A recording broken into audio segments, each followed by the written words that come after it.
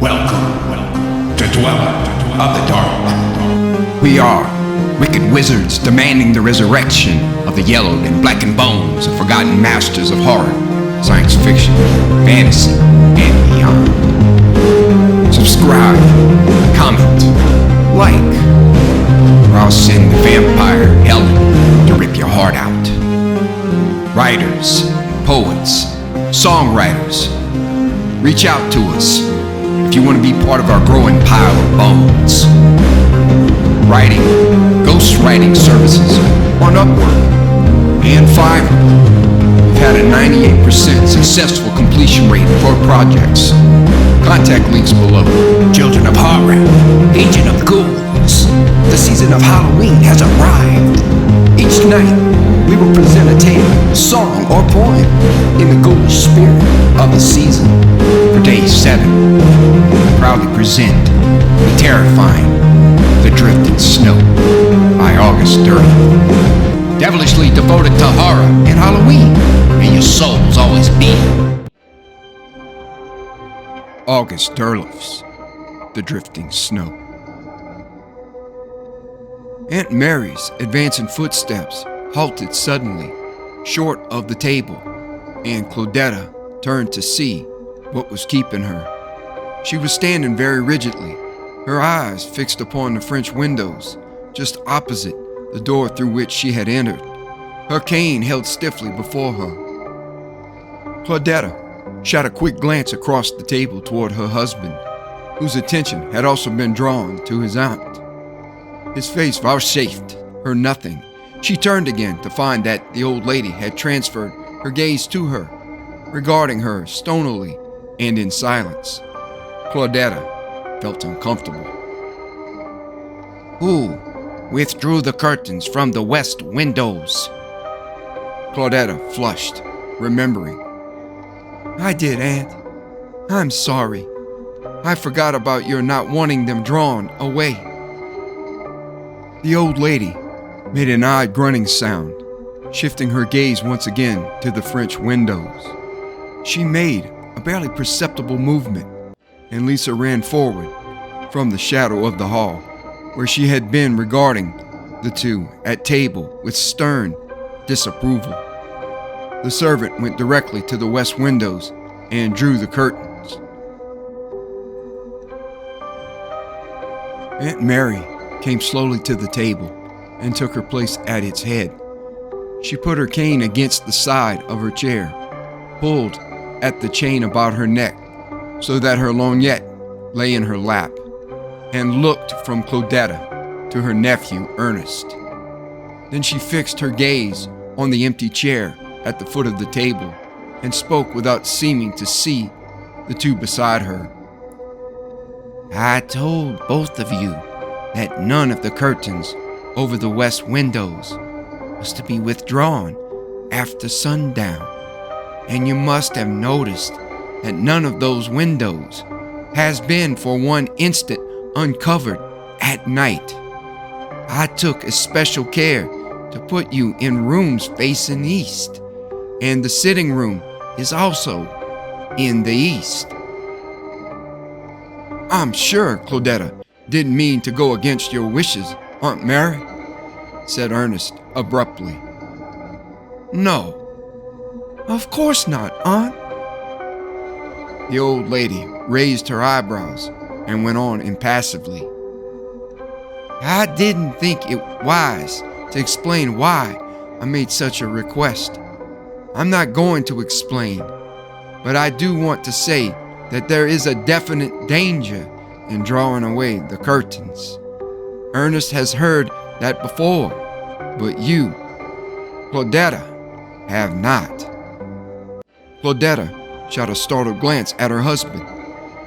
The old lady caught it and said, It's all very well to believe that my mind's wandering or that I'm getting eccentric, but I shouldn't advise you to be satisfied with that. A young man came suddenly into the room and made for the seat at the foot of the table, into which he flung himself with an almost inaudible greeting to the other three.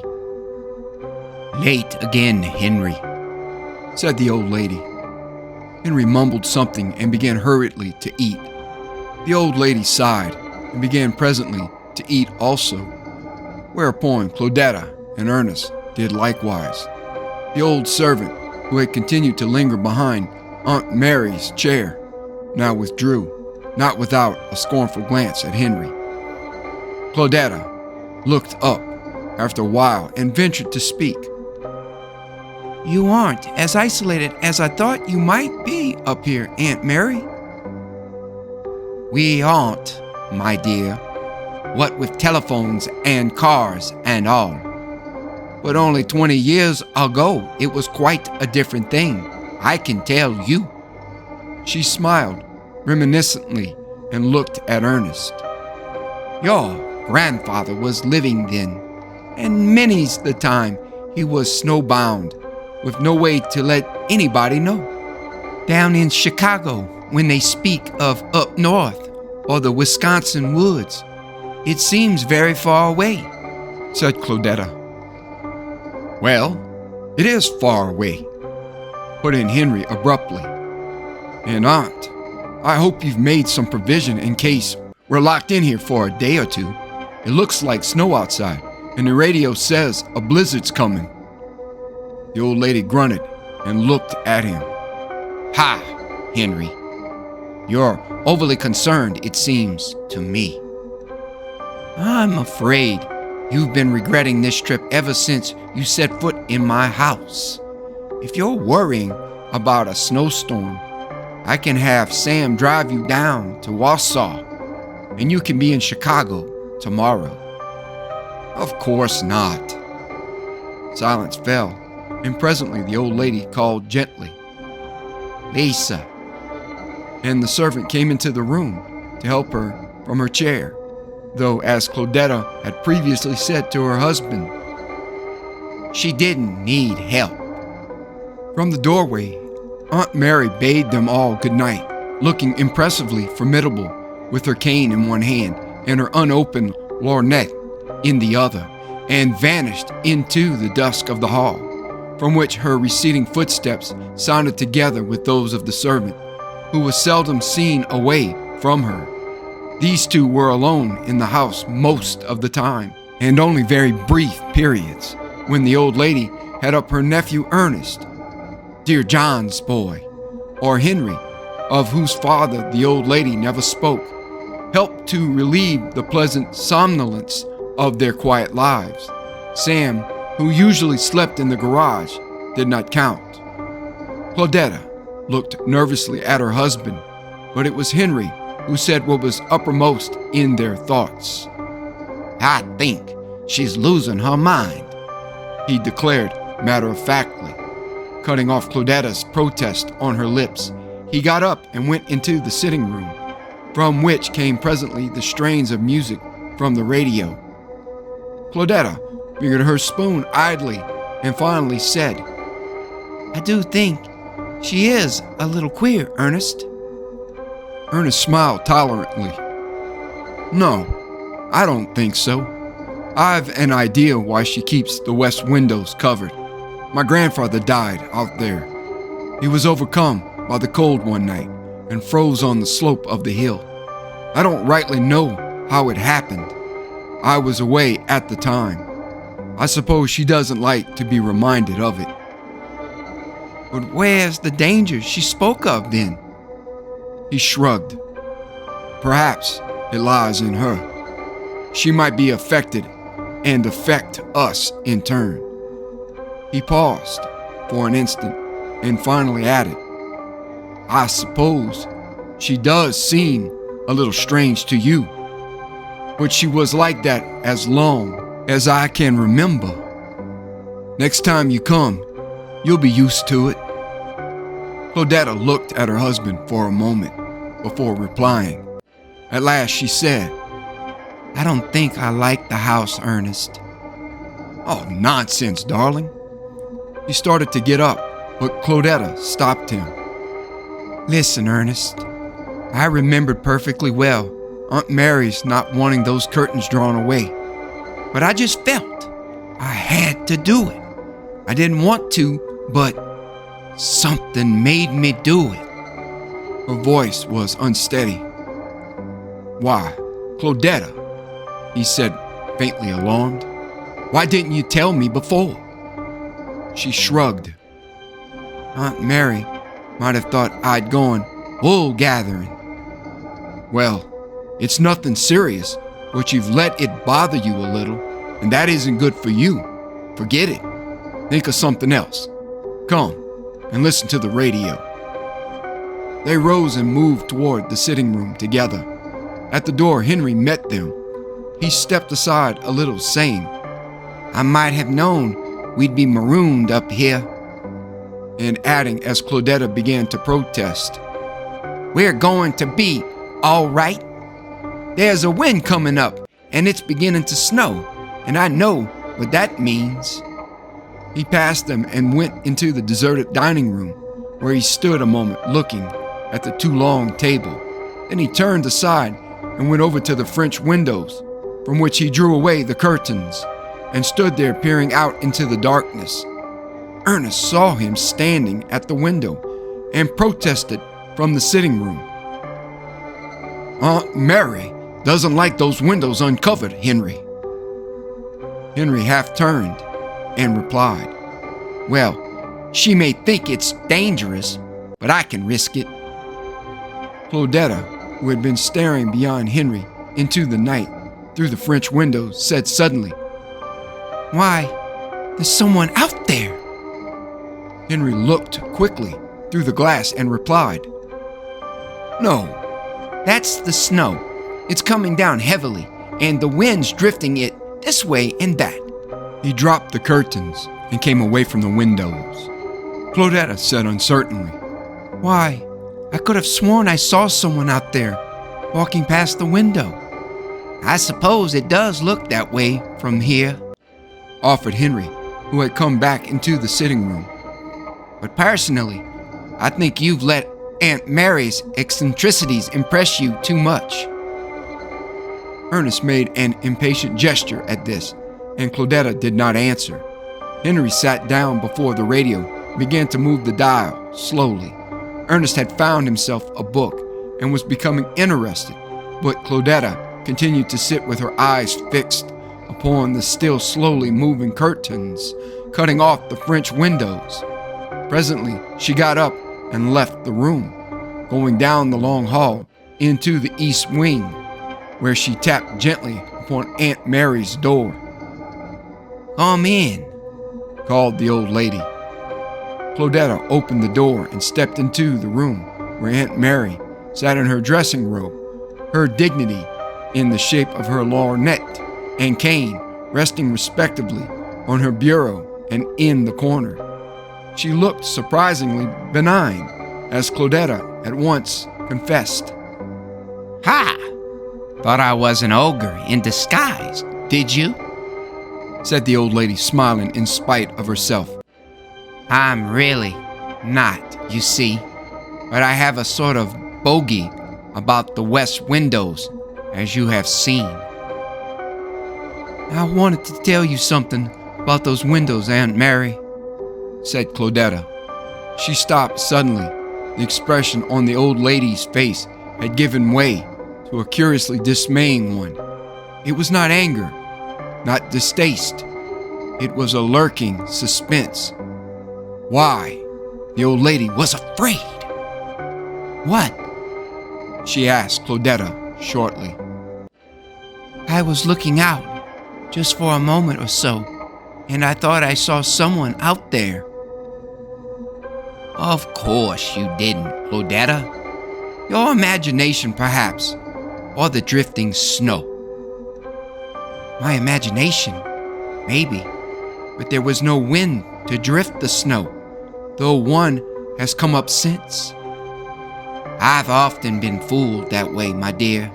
Sometimes I've gone out in the morning to look for footprints. There weren't any, ever. We're pretty far away from civilization in a snowstorm, despite our telephones and radios.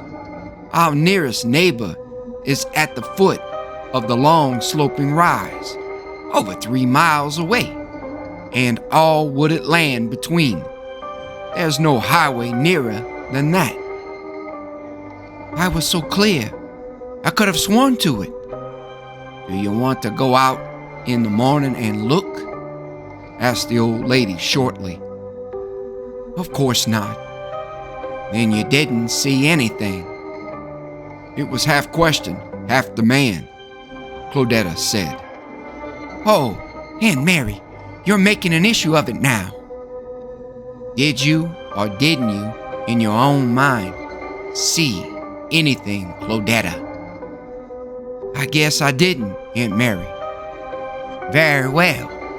And now do you think we might talk about something more pleasant? Why, I'm sure I'm sorry, Aunt. I didn't know that Ernest's grandfather had died out there. Ha! He's told you that, has he? Well, yes. He said that was why you didn't like the slope after sunset, that you didn't like to be reminded of his death.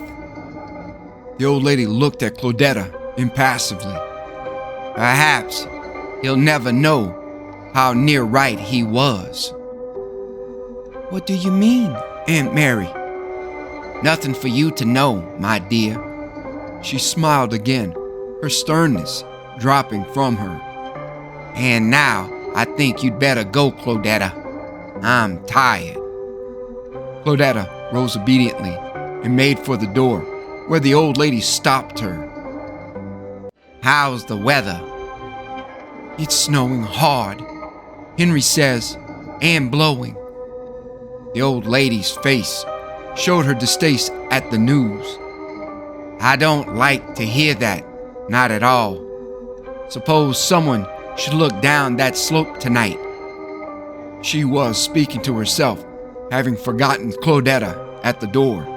Seeing her again abruptly, she said, But you don't know, Claudetta. Good night. Claudetta stood with her back against the closed door, wondering what the old lady could have meant. But you don't know, Claudetta. That was curious. For a moment or two, the old lady had completely forgotten her. She moved away from the door and came upon Ernest just turning into the east wing. Oh, there you are, he said. I wondered where you had gone. I was talking a bit with Aunt Mary.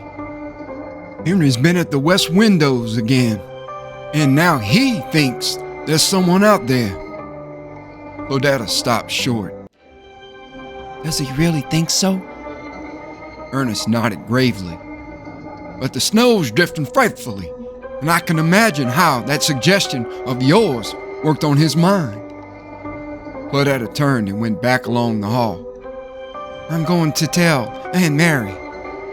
He started to protest, but to no avail, for she was already tapping on the old lady's door, was indeed opening the door and entering the room before he could frame an adequate protest. Aunt Mary, she said, I didn't want to disturb you again, but Henry's been at the French windows in the dining room, and he says he's seen someone out there. The effect on the old lady was magical. He's seen them, she exclaimed. Then she was on her feet, coming rapidly over to Claudetta. How long ago? She demanded, seizing her almost roughly by the arms. Tell me quickly. How long ago did he see them? Claudetta's amazement kept her silent for a moment, but at last she spoke, feeling the old lady's keen eyes staring at her. It was some time ago, Aunt Mary, after supper.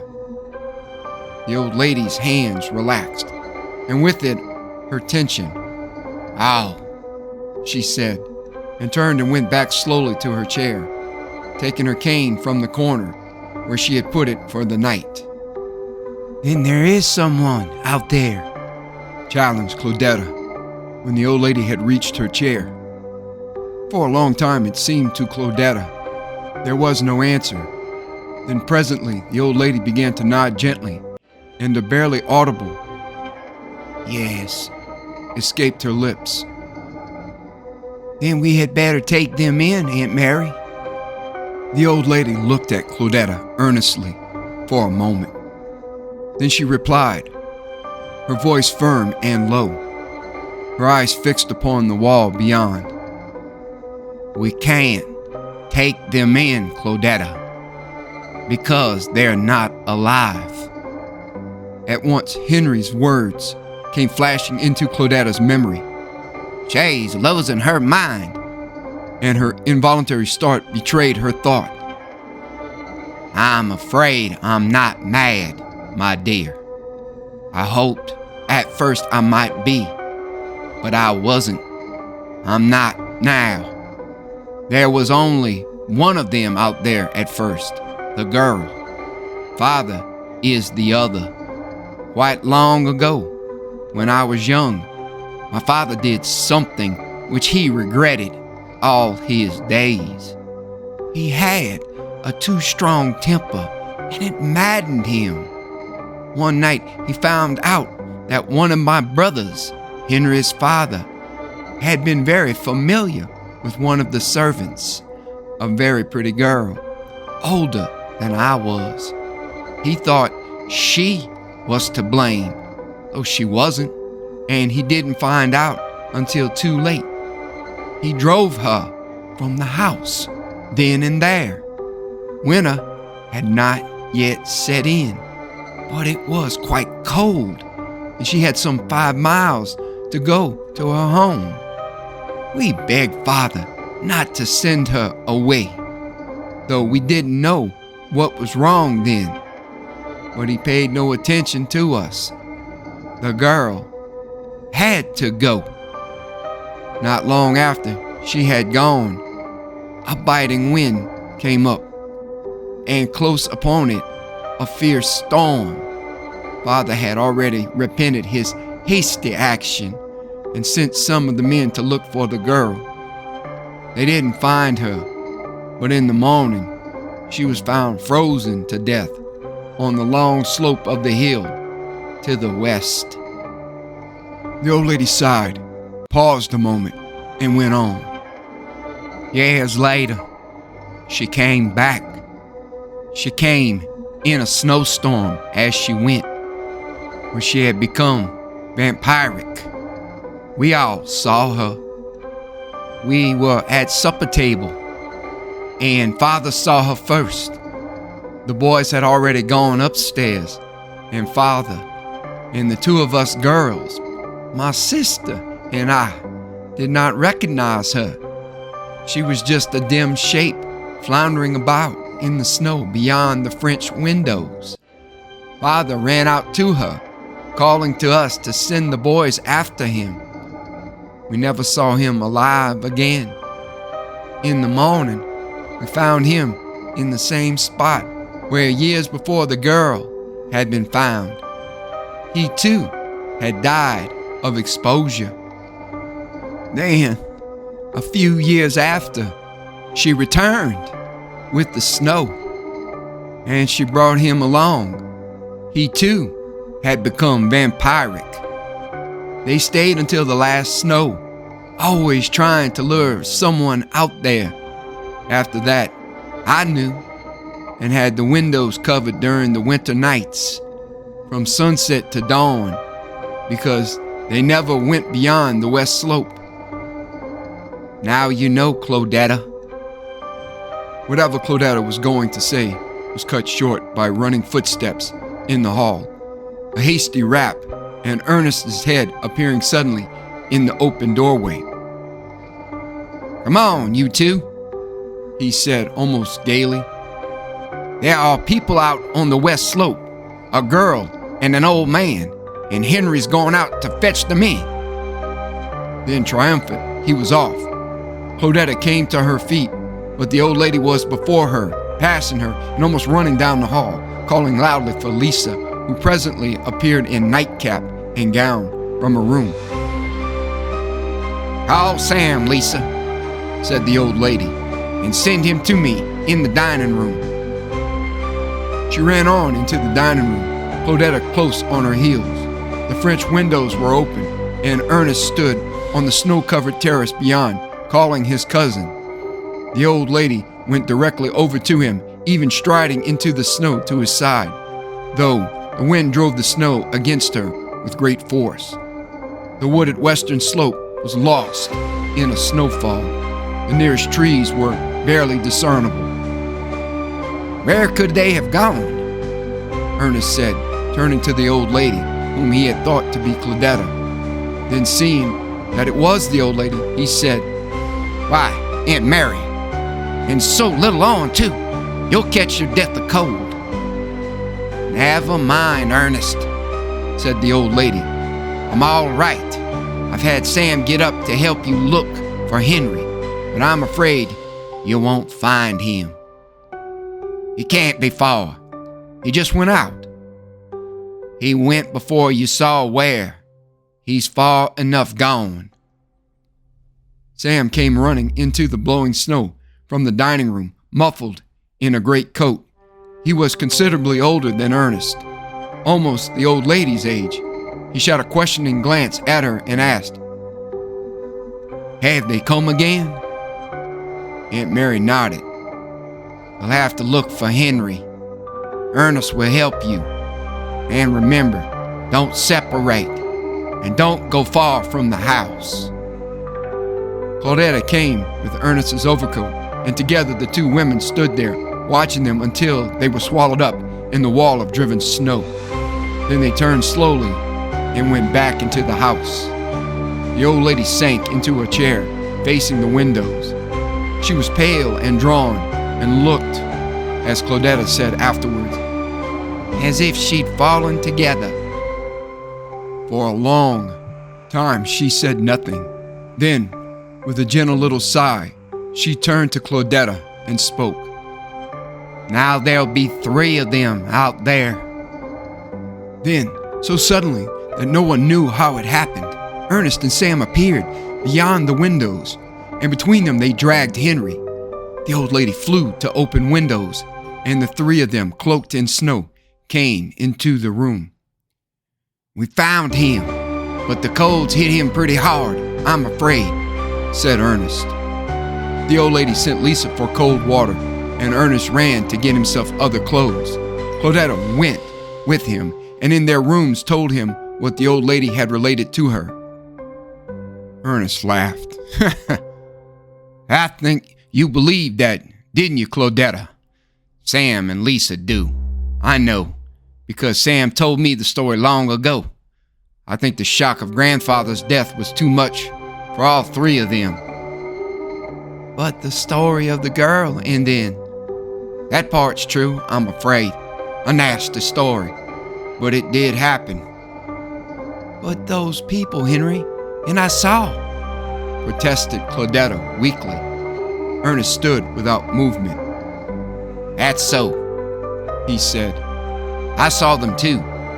Then they're out there yet, and we'll have to find them." He took up his overcoat again and went from the room, Claudetta protesting in a shrill, unnatural voice. The old lady met him at the door of the dining room, having overheard Claudetta pleading with him. "No, Ernest, you can't go out there again," she said. "There's no one out there." He pushed gently into the room and called to Sam. "Coming, Sam? There are still 2 of them out there. We almost forgot them." Sam looked at him strangely. "What do you mean?" he demanded roughly. He looked challengingly at the old lady, who shook her head. "The girl and the old man, Sam. We've got to get them, too." "Oh, them?" said Sam. "They're dead." "Then I'll go out alone," said Ernest. Henry came to his feet suddenly, looking dazed. He walked forward a few steps, his eyes traveling from one to the other of them, yet apparently not seeing them. He began to speak abruptly in an unnatural, childlike voice. "The snow," he murmured. "The snow, the beautiful hands, so little, so lovely. her beautiful hands in the snow, the beautiful, lovely snow drifting and falling about her. He turned slowly and looked toward the French windows, the others following his gaze. Beyond was a wall of white, where the snow was drifting against the house. For a moment, Henry stood quietly watching. Then suddenly, a white figure came forward from the snow. A young girl, cloaked in long snow whips, her glistening eyes strangely fascinating. The old lady flung herself forward, her arms outstretched to cling to Henry, but she was too late. Henry had run toward the windows, had opened them, and even as Claudetta cried out, had vanished into the wall of snow beyond. Then Ernest ran forward, but the old lady threw her arms around him and held him tightly, murmuring, "You shall not go. Henry has gone beyond our help." Claudetta came to help her, and Sam stood menacingly at the French windows, now closed against the wind and the sinister snow. So they held him and would not let him go. "And tomorrow," said the old lady in a harsh whisper, "we must go to their graves and stake them down. We should have gone before." In the morning, they found Henry's body crouched against the bole of an ancient oak, where two others had been found years before. There were almost obliterated marks of where something had dragged him, a long, uneven swath in the snow, and yet no footprints, only strange, hollowed places along the way, as if the wind had whirled the snow away, and only the wind. But on his skin were signs of the snow vampire, the delicate small prints of a young girl's hands.